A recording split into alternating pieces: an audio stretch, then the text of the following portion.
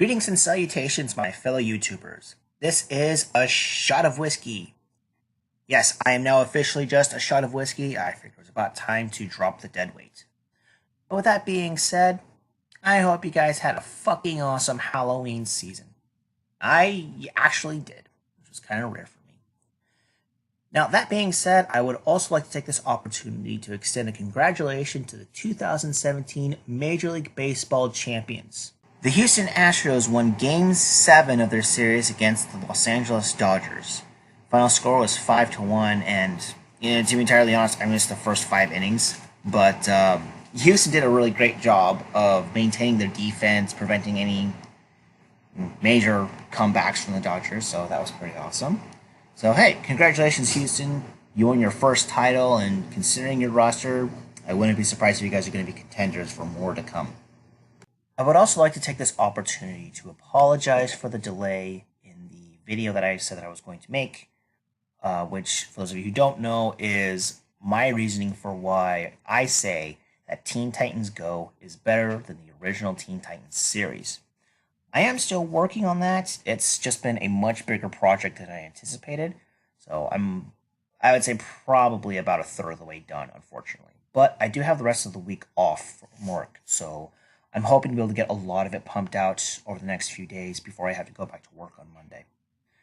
In the meantime, I'm making this video mostly so you guys know that I'm still alive, and it is going to be my reevaluation of what is currently going on in the world of professional football.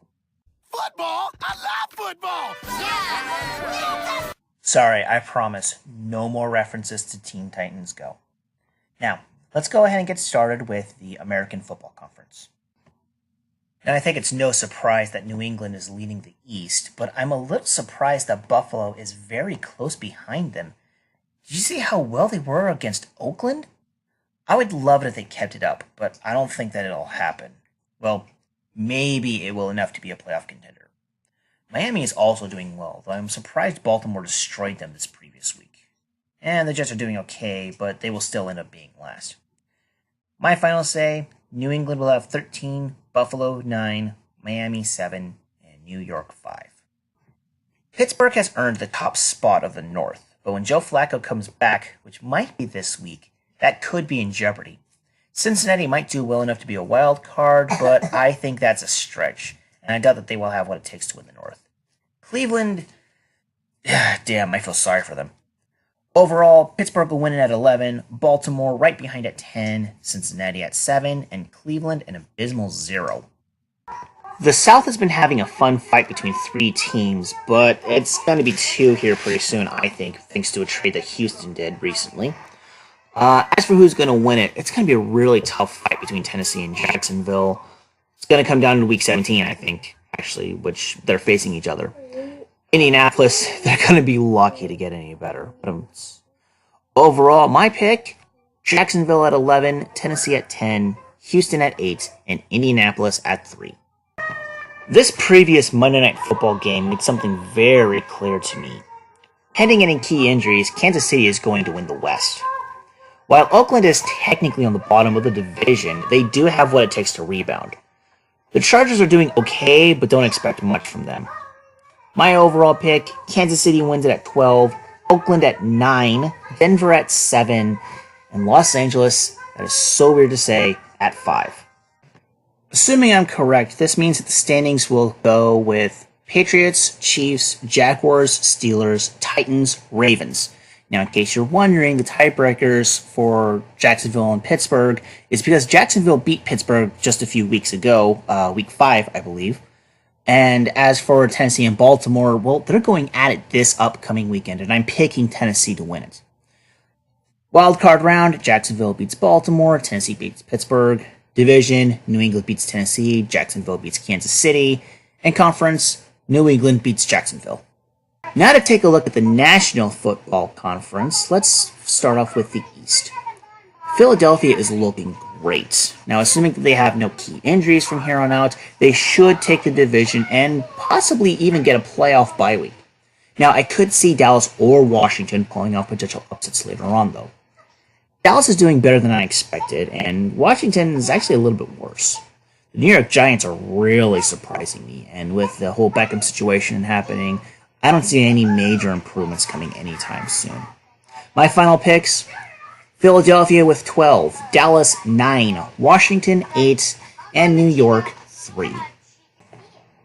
In the North, Green Bay has lost Aaron Rodgers, which, from what I understand, is for the whole season. This is going to give Minnesota a much easier path to the division title, but don't rule out Detroit just yet. Chicago is doing a little better than I expected, and depending on how well Green Bay holds together without their offensive leader, they might place third. But I'm not holding my breath on that either. My final standing points: Minnesota at 11, Detroit at 8, Green Bay at 7, and Chicago at 5. There's a pretty tight three-way fight in the NFC South as well, but I'm a little surprised that Tampa Bay isn't doing as well as I thought they would. Instead, it's New Orleans. Now, of all the current last-place teams in the NFC, Tampa Bay has the best chance of going up in the ranks, especially if one of the others choke or lose enough, like Atlanta did earlier in the season. Sort of like I said preseason, this division will have a fun fight between three teams. While New Orleans has been doing great thus far, I see Carolina pulling out on top, but not by much. Carolina at 11, Atlanta at 10, New Orleans at 9, and Tampa Bay at 6. The West has been exciting, and part of that is because of my Hawks. I have been so proud of them for how great they've been looking this past month.